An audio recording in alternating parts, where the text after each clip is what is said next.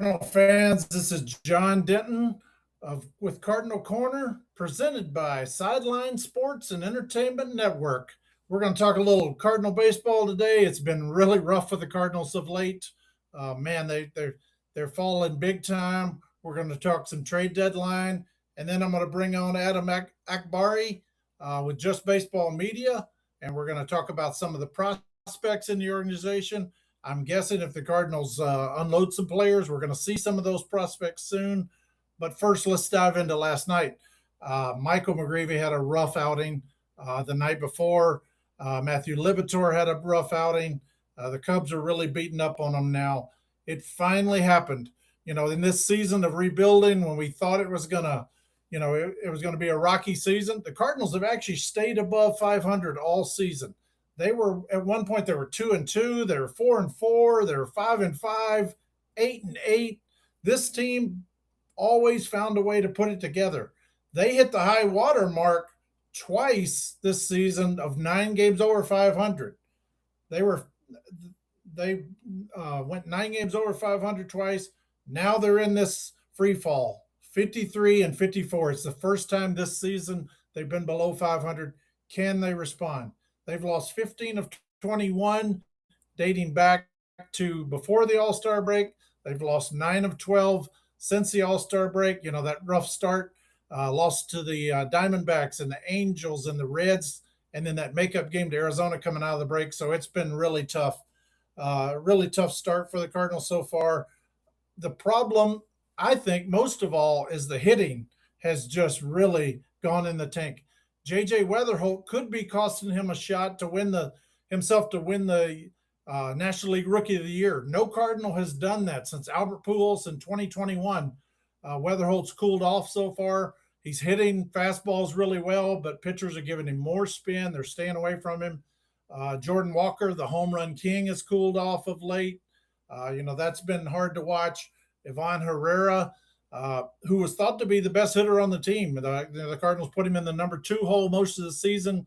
He's been at a 2-month struggle. The Cardinals did finally give him a day off, but it's June and July have been ugly for Herrera, even though he made the All-Star team. Nathan Church, Blaze Jordan, those guys are just not giving the Cardinals much at the bottom of the lineup. Lars Nootbaar is not hitting for power. He's done a great job of coming back, double heel surgery, but he's just not hitting for any power. And apparently Nelson Velasquez can only hit lefties for some reason. And then there's the pitching. The pitching has really been so-so of late. The Cardinals have gotten great starts of late from Kyle Leahy and Andre Palante. Palante has one of the best bounce-back seasons I've seen in recent years. Palante, over his last 10 starts last season, was 0-8 with a 7 ERA. And then how about the job that Kyle Leahy has done so far? Kyle Leahy has 6 straight starts now with at least 6 innings pitched and 2 earned runs or fewer. How good is that? The last Cardinal to do that was Chris Carpenter, an absolute legend in Cardinal eyes. Carpenter did that in 2005, the year he won the Cy Young Award. But the problem right now, Matthew Libator is struggling. He lives in the middle of the plate far too often. I really believe this is the last season we're going to see Matthew Libator as a starter. He's going to have to come out of the bullpen next year. He had success in that role in 2024. The Cardinals know now you can't be a 93, 92 mile an hour pitcher and live in the middle of the plate. His fastball's just not good enough. His cutter's not good enough. His sinker, opposing hitters are hitting more than 400 off his sinker. His slider's been really good for him, but Libator is just, he came up as a starter. He's always been a starter. I think he's better in that left-handed reliever specialist role. I think he'll be better in short bursts next season. As for Michael McGreevy, he really struggled last night. Couldn't put hitters away. I mean, he had a 32-pitch first inning. Ian Happ pushed him for 11 pitch at bat, fouled off 5 pitches. That really seemed to get to McGreevy. It frustrated him. And, if Michael McGreevy is your 3rd best pitcher, your 4th best pitcher, your 5th best pitcher, you got a really good team. He probably is not the guy to be at the top of the rotation. I love him. He's a great competitor. He's very mature. He's a winner, but I'm not sure he has the stuff to be at the top of the rotation. That's why the Cardinals have been drafting these young, hard throwing pitchers because they want one of those guys to be the top of the rotation. But like I said, if McGreevy's your third best pitcher, you're a really good team. So, and then Dustin May. Dustin May makes his final start tonight with the Cardinals. Dustin May is going to pitch tonight against the Cubs. Um, so he, more than likely, with him being a free agent at the end of the season, Dustin May this will probably likely be his last start. His highs have been really good and his lows have been really bad. As for the trade deadline, let's move on to the trade deadline. Again, you're listening to Cardinal Corner with John Denton, presented by Sideline Sports and Entertainment Network. Let's get to the trade deadline talk. This second half slide pretty much guarantees Chaim Bloom is going to have to sell. I think they were always going to sell. Chaim has not wavered from the fact that he has said that he is not going to let long-term goals get sacrificed for short-term games. He's not looking for a sugar high. He's not going to put making a wild card spot this year ahead of the long-term future of this program. So I think Chaim was always going to sell, and with the Cardinals losing, falling out of the wild card, I think he's definitely got to sell right now. The top targets are Dustin May. The likelihood is there may be a team out there that's willing to gamble on Dustin May to be a fourth or fifth starter. Again, when he's really good, he's been great. That June 15th start against the Padres was probably the best pitch game of the Cardinals for this season. I mean, he pitched a one-hit, complete game shutout. It was the first one of his career. But since then, he had 5 straight starts that were awful. He did finally find it a little bit last time. Like I said, he's almost unhittable when he's good. But, man, his struggles are rough because he that fastball tends to straighten out and hitters jump all over it. Then there's JoJo Romero. That's going to be an interesting case because Romero has an appendicitis now. He is a pending free agent. I think if you're a playoff team, if you're you're serious about trying to make the World Series, you need a lefty who can get lefties out. If you need to get Bryce Harper or Shohei Ohtani or Freddie Freeman out, JoJo Romero is a guy who can do that. He hasn't been nearly as good this year, but the previous 3 years he was really good against lefties. So I expect the Cardinals to be able to move him to a contender coming up. You have Ryan Stanek, you have Ramon or Urias. Those guys are pending free agents as well. Probably not a lot of market for those guys. It's going to be interesting to watch Lars Nootbaar. Is there a market for Lars Nootbaar? If Lars Nootbaar is your 7th hitter in the lineup, you're a pretty good team. But Lars is hitting 6. He just doesn't hit it for enough power. If he's hitting 5th, he doesn't hit for enough power. He's up for arbitration 3 level raise this year. Really doesn't fit in with the way the Cardinals are revamping around the younger group. Lars has a great disposition. He gets along with anybody. Everybody loves Lars, but he's just not hitting for enough power. And I don't think you marry yourself to a guy who's going to hit maybe 10, 11 home runs a season. They need Lars to hit for more power if he's going to be the 5th or 6th hitter. I think they'll shop Lars. Maybe there's a team that's looking for a left-handed hitting outfielder, but that's probably the only market that there is for Lars. Here's an interesting one. Pedro Pages, the guy who's a 227 career hitter, hitting 207 this year. Could there be a chance that he's the Cardinals' most coveted prospect at the deadline? Here's why. Pages, even though he's been a part-time catcher for the last 2 months, he is tied for first in all of baseball with 14 caught stealing throws this year. Pages and Adley Rutschman are tied for first in the league with 14 base runners thrown out. There's a lot of teams out there that need catching right now. The Yankees, the Dodgers, the Red Sox, the Rangers, the White Sox, even the Orioles and Athletics are looking for catchers. So Pages could be that guy. No, he's not going to give you much at the plate, but yes, he is a guy who can control the running game. Pitchers love him because he prepares really well. He calls good games. He's had a little trouble with pass balls this year. He's actually had a few throwing errors, but to be tied for first when he basically hasn't started that many games the past 2 months is really impressive. Pages is throwing out 34% of base runners this year. The Major League Baseball average is 29%. So that tells you that how well Pages has done behind the plate. Now here's my question: will Chaim Bloom gamble? Will he go for the big swing? Will he take big swings? Will he try to trade Mason Wynn? Lance Lynn, of all people, former Cardinal pitcher Lance Lynn, threw it out there this week. The Cardinals have kind of told you what they think about Mason Wynn. They haven't given him extension. They gave J.J. Weatherholt, the 23-year-old rookie, an extension for 8 years. It could be worth $132 million. They have not locked up Mason Wynn. Mason's numbers were great in 24. They fell off in 25. They fell off again this year. I mean, he's a substandard production shortstop on the offensive side of the ball. OPS plus was 79 going into the weekend. We all know he's a gold glover at shortstop. He may win 8 or 10 gold gloves. But what if you could bring back some young, controllable pitching? Do they explore that? Do they look into possibly trading Ivan Herrera? There's a lot of teams calling about Ivan Herrera. Just about every team in baseball would want his bat in the lineup. But do you look at trading him? Herrera has not thrown out a base runner all season. 0 for 21 on base stealers. In fact, Herrera has not thrown out a base stealer since September of 2024. How long ago was that? Juan Soto was still a Yankee the last time he threw out a base runner, and it was Juan Soto trying to steal second base.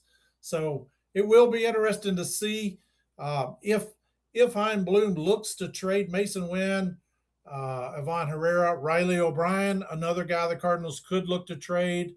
One pro for keeping Riley O'Brien, he still has 4 years of control. One of the arguments to trade him, his value will probably never be higher. He's 31 years old, so it will be interesting.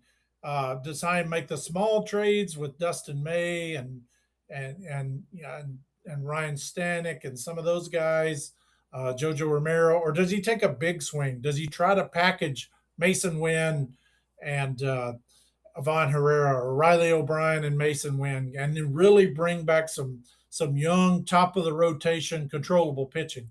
That's what I'm watching for. I'm eager to see what kind of deals Chaim Bloom can make. This is his first full time trade deadline with the St. Louis Cardinals, so it's going to be interesting to see.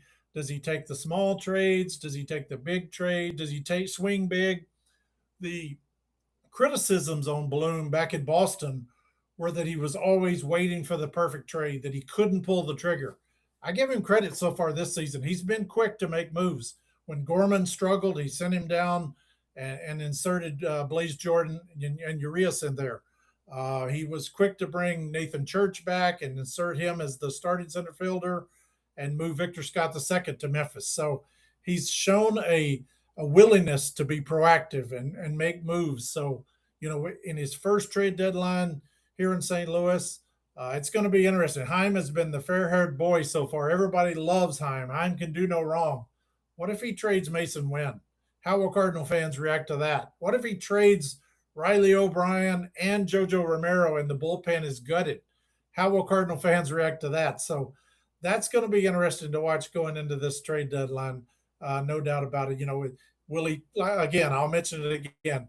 Is he going to take the small, safe trades by trading Ryan Stanek or Dustin May and Jojo Romero, the expiring contracts, or is he really going to go for it and move a big piece like a Ivan Herrera or a Riley O'Brien? So that's what I'm watching for. Again, the trade deadline is August 3rd.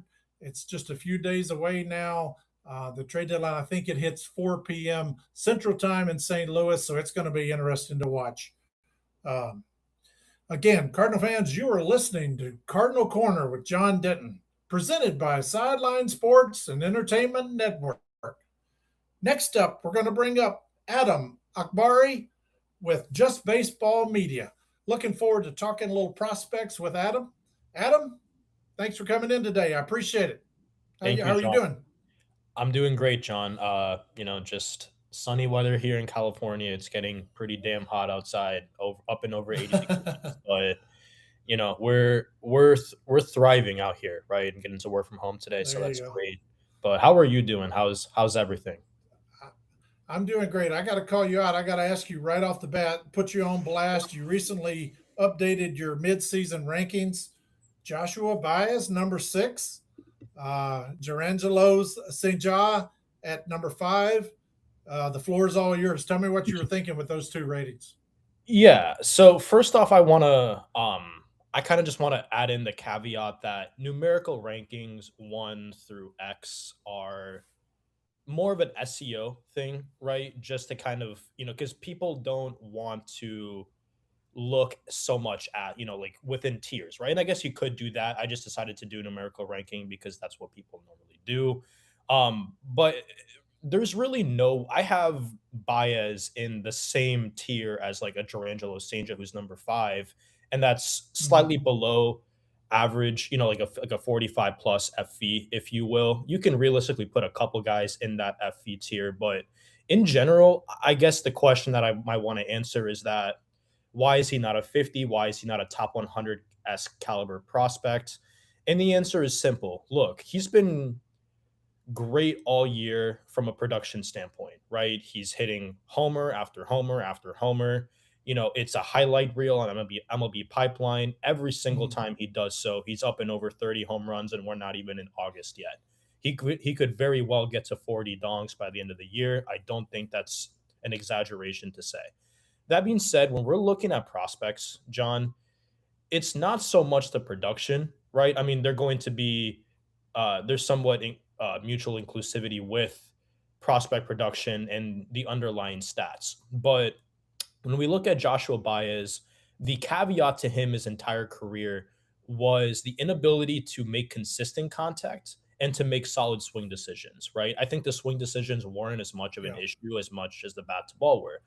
The bat to ball took a major step forward last year while he was at Double A and in High A, John, and that's the reason why he catapulted his Yeah. value.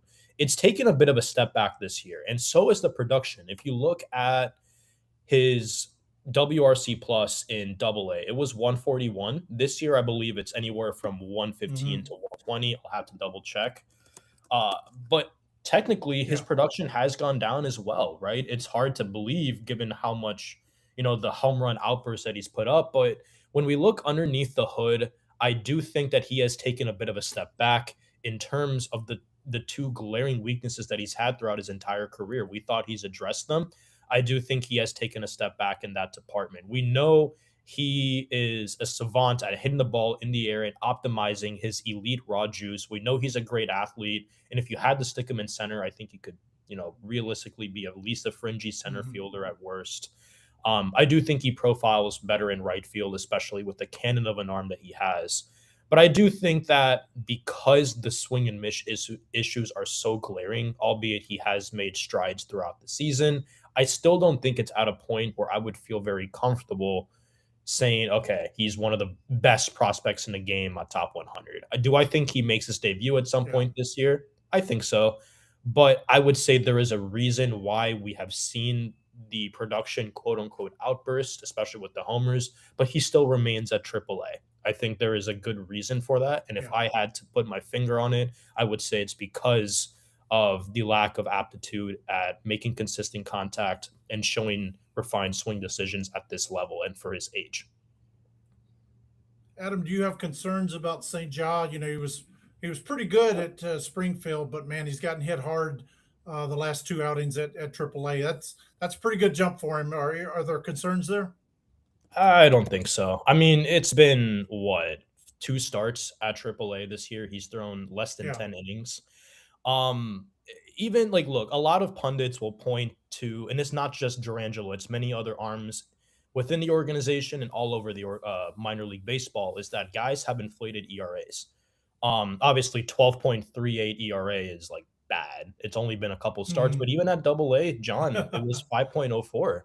Um, what if I told Yeah. you that Yeah. slugging and production overall has skyrocketed all throughout the minor leagues at almost every level of minor league Wow. baseball?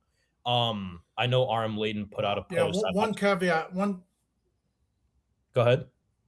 I was going to say one caveat too is that Texas league is known for being a hitters league. So, when he was at Springfield, that's a hitters league, the Texas league. So traditionally ERAs do kind of jump in that league, but you would think maybe at Memphis the numbers might go down a little bit.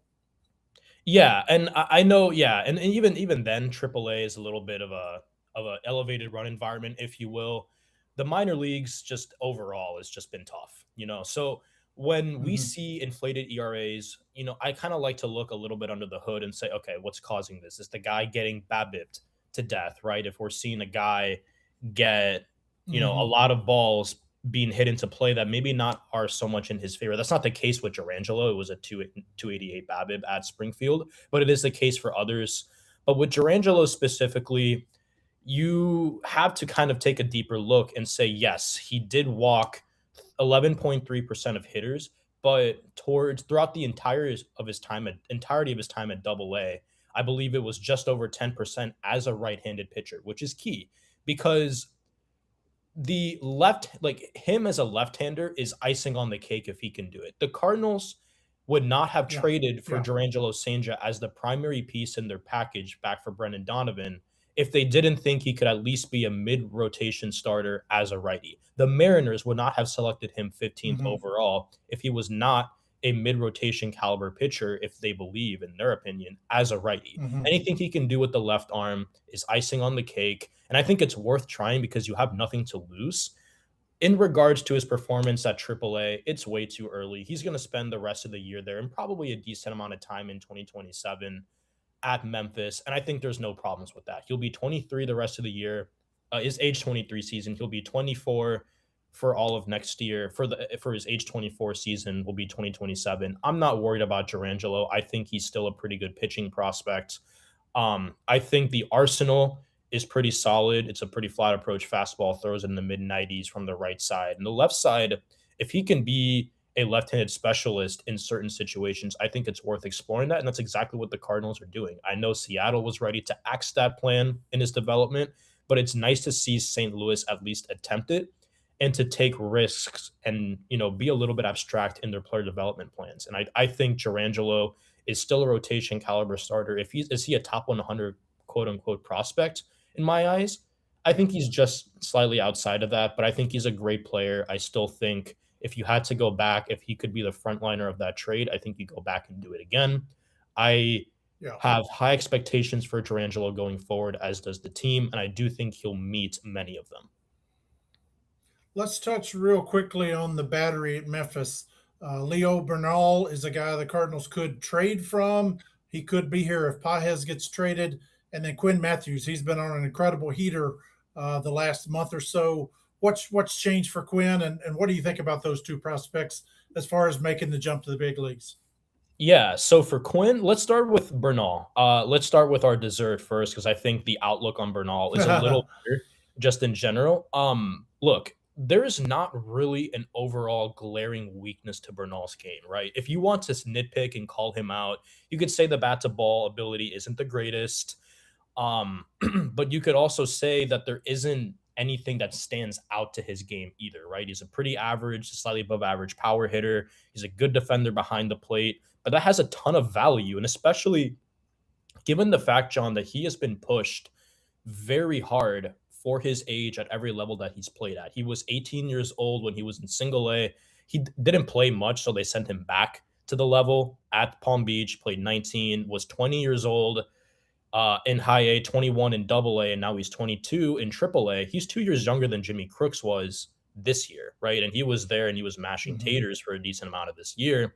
Jimmy Crooks was 23 when he's got his first kicks at triple A, and he produced worse than Bernal did. And we think he's a top 100 Mm-hmm. prospect. He's a better defender, but I digress. I think Bernal, me, I would, we can get to that deadline discussion in a second, but I love Leonardo Bernal. I think he's a great player.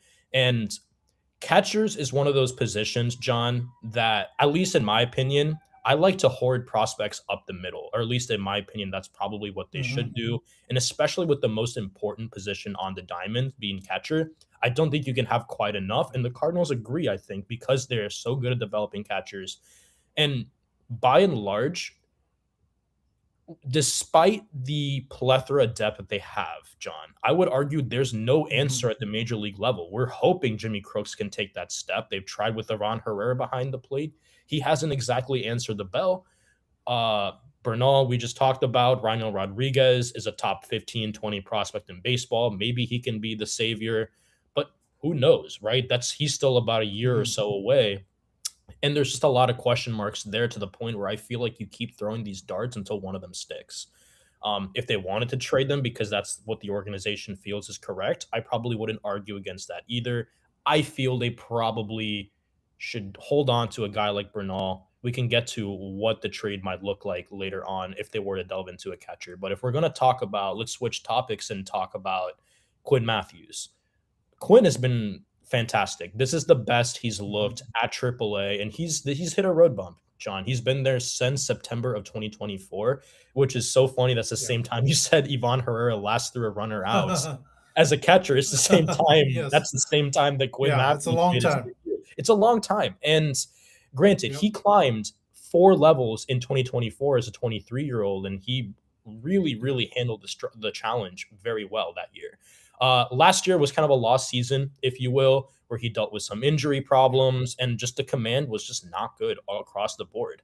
This year, he Yep. started out kind of cold, but you're finally starting to see him put it together. I still think, John, this is the unpopular opinion. You've seen him stay at AAA. I think there's a myriad of reasons for why that might be the case. But I think primarily, at least from a developmental standpoint, I would argue his fastball, for as great as his shape is, I don't think he throws it for strikes enough. It's around, since June 1st, around a 63, 64% strike rate.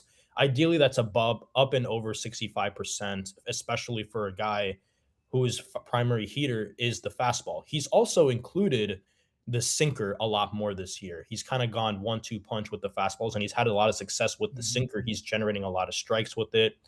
The gyro slider is arguably become his most effective secondary this year, and which is interesting, and I'll get to this here Wow. because the selling point with Quinn has always been his changeup. That's been his signature secondary throughout his minor league Mhm. career and throughout his career in general, Yep. and it hasn't gotten the results that you would want, John. It's a well Mhm. below average strike rate on the changeup. It grades out metrically very well still. That's not the problem. The problem is that he can't command the offering right now very well at all.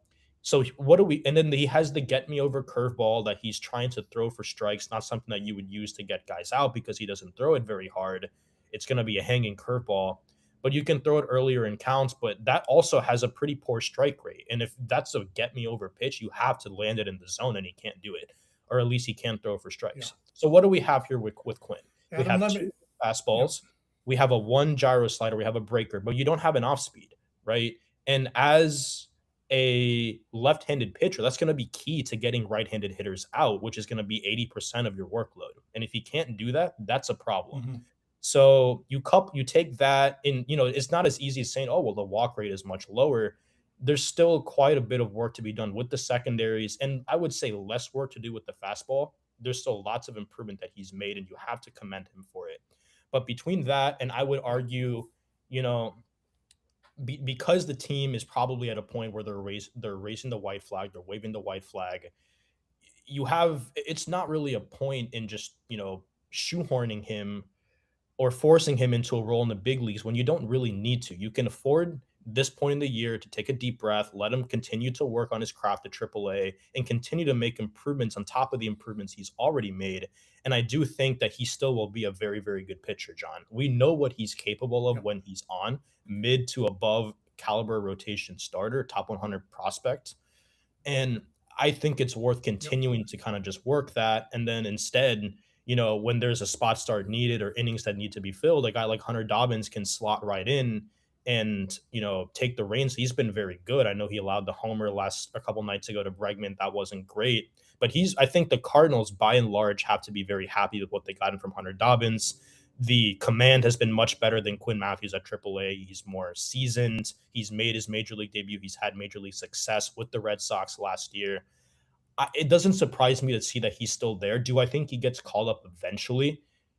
I think so. I think it's only a matter of time before we Yeah. see a move with Liberatore. I just think right now, given the fact that they have to play 20 games in 20 days, you take all the innings that you can get. And even if Liberatore hasn't been great, I still think he's a major league caliber pitcher in some capacity. And you take the innings right now knowing that you need them that badly. Yep. Adam Akbari with Just Baseball Media. We're gonna have to stop there, but man, that's a great wealth of knowledge. Really appreciate you joining us today. We're up against it. Again, this is Cardinal Corner with John Denton, presented by Sideline Sports Network, Entertainment Network. Thanks for joining us, fans.